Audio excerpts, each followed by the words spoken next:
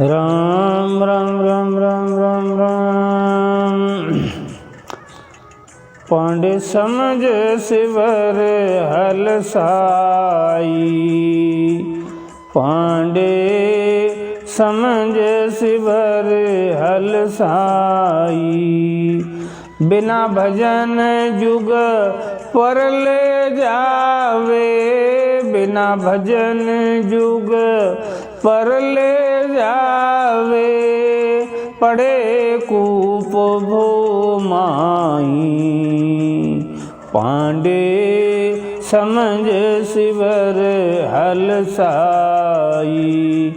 निराकार निराधार शब्द को, निराकार निराधार शब्द को खोजो या तन माई। पांडे समझ शिवर हलसाई, पांडे समझ शिवर हलसाई।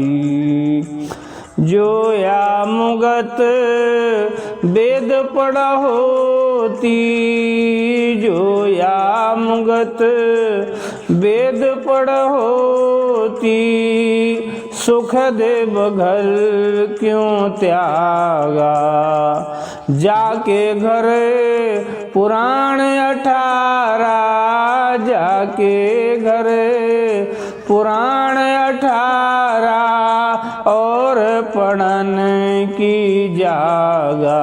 पांडे समझ शिवर हलसाई, पांडे समझ शिवर हलसाई।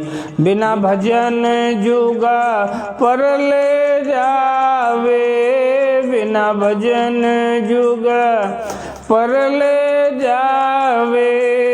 पड़े कूप भूमाई, पांडे समझ शिवर हलसाई। बोलो राम। महापुरुष उन ज्ञानियों को, उन पंडितों को समझाते हैं कि सोच समझ के खुश हो। आगे यमराज बैरी खड़ा है, वो नाक तोड़ेगा, नरक में डालेगा। खुश हो रहे हो, जितना आज हंस रहे हो उतना रोओगे। जो या मुगत वेद पढ़ होती, 4 वेद ब्रह्मा जी ने बनाए। ब्रह्मा जी ने वेद क्यों बनाए? क्योंकि उन्हें हुक्म हुआ कि दुनिया में जो जीव आए हैं, मृत लोक में जो जीव आए हैं, उन्हें किसी भी प्रकार रोका जाए। तो ब्रह्मा जी ने 4 वेद बनाए। वेदों में जंत्र मंत्र तंत्र यंत्र जड़ी बूटियों का ज्ञान, मंत्रों का ज्ञान ब्रह्मा जी ने इसमें भरपूर भर दिया। और सेल भेल की शोभा गाई, निराकार को साकार, साकार को निराकार बताया। मोक्ष जाने का रास्ता नहीं बताया। जो या मुगत वेद पढ़ा होवे, जो या मुगत वेद पढ़ा होवे। ब्रह्मा ध्यान धरे क्या जोवे, ब्रह्मा ध्यान धरे क्या जोवे। महाराज जी फरमाते हैं, अगर वेद में मोक्ष हो जाता तो ब्रह्मा जी किसके ध्यान में बैठे हैं? ब्रह्मा जी ध्यान में बैठे हैं, विष्णु भगवान ध्यान में बैठे हैं, शंकर भगवान ध्यान में बैठे हैं। आखिर ये किसके ध्यान में बैठे हैं? ये कौन है? उसका वर्णन वेदों में नहीं है। वेद पुराण क्या है? एक समुद्र है, इनमें हीरा पड़ा हुआ है। हीरा को वही लाएगा जो मरजीवा बनेगा। समुद्र में हीरा ढूंढने के लिए मरजीवा जाता है नीचे उतर करके। अब तो बता रहे हैं कई साधन हो गए हैं, पहले तो वो तैराक बन के जाता था, एक सिलेंडर लगा करके नीचे पहुंचता था, हीरा खोज करके लाता था, कोई जरूरी नहीं वापस आ जाए। तो समुद्र में हीरा तो पड़ा है, कैसे खोजोगे, मरजीवा बन नहीं पाओगे। इसलिए महाराज जी फरमाते हैं राम नाम क्या है, घी है। ये घी तुम्हारे सामने रखा है, इसे खा लो। घी का काम है ताकत पहुंचाना, अमृत का काम है अमर कर देना, जहर का काम है मार देना। तो जे आ मुगत वेद पढ़ होती, सुखदेव घर क्यों त्यागा। अगर वेद पढ़ने से मोक्ष हो जाती तो सुखदेव जी महाराज ने अपना घर क्यों त्याग दिया। जाके घर पुराण 18 और पढ़ने की भी जगह थी, सब छोड़ करके सुखदेव जी महाराज जंगल में चले गए। उनके पिता प्रकांड विद्वान थे, 4 वेद ब्रह्मा जी ने बनाए। 4 वेद सुन ब्रह्मा किया, नारद शीख सिर बना लिया। वणा उपदेश व्यास ने गायो, इस विद वेद जगत में आयो। ब्रह्मा जी ने 4 वेद बोले चारों मुखों से, नारद जी ने कंठस्थ कर लिए, नारद जी ने व्यास जी को सुनाया।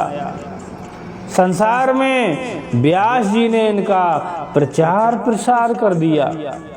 कितने बड़े विद्वान थे, उन्होंने साखी, छंद, दोहा, श्लोक सब बना बना करके वेदों को तैयार कर दिया।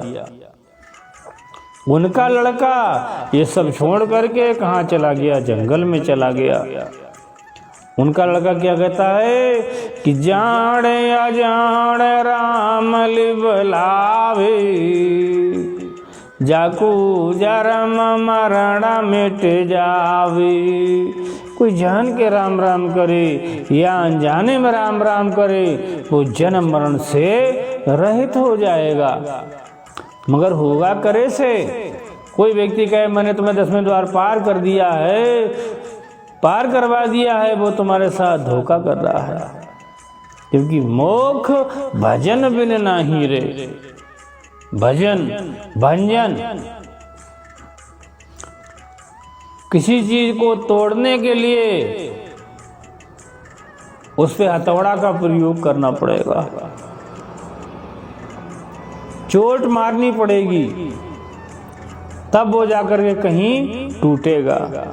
तो भंजन और राम राम का सिमरण करके कर्मों का क्षय करना, ये भंजन करना। मोक्ष भजन बिन नाही रे, सब विध हद के माही रे। सारी विधियां हैं वो हद में हैं, बेहद में नहीं। और नामों से ध्यान लगते हैं, और नामों से ध्यान लगते हैं, और राम नाम से समाधि लगती है।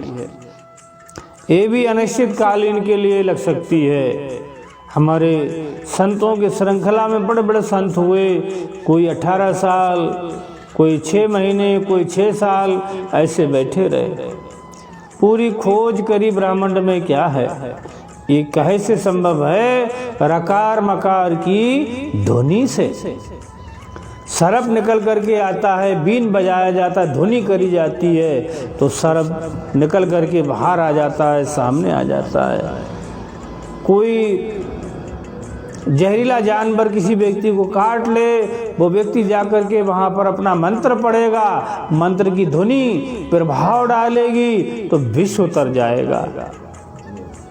तो हमारे गुरु महाराज गार्डू हैं, झाड़ा देने वाले हैं, राम नाम का मंत्र कहलवा करके मोक्ष ले जाते हैं, आवागमन से रहित करवा देते हैं। ये प्रमाण बाद में नहीं, जीते जी बहुत संत कहते हैं कि हमारे गुरु महाराज ऊपर के मंडलों में भजन करवाते हैं ले जा करके।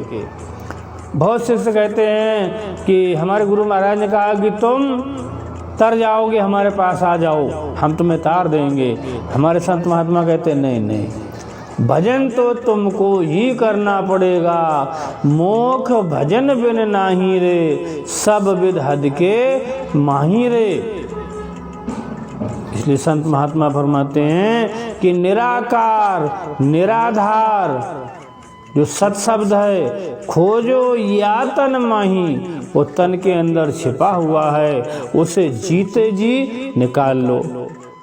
पुत्र पिता के अंदर छिपा हुआ है, पुत्र छिपा हुआ है पिता के अंदर, पर उसकी उत्पत्ति कैसे होगी? जब विधि होगी, जब मंथन होगा, वो पुत्र उतर करके आएगा। गर्भ में आने के बाद उसका जब समय होगा तो दुनिया में आएगा, बड़ा हो जाएगा, वो पुरुष कहलाया जाएगा या नारी कहलाई जाएगी। वो है कहाँ? पिता के शीश पर। और पिता का पूरा शरीर अलग अलग करके काट दिया जाए तो कहीं पर वो बच्चे नहीं मिलेंगे, जबकि बच्चे तो हैं पिता के अंदर।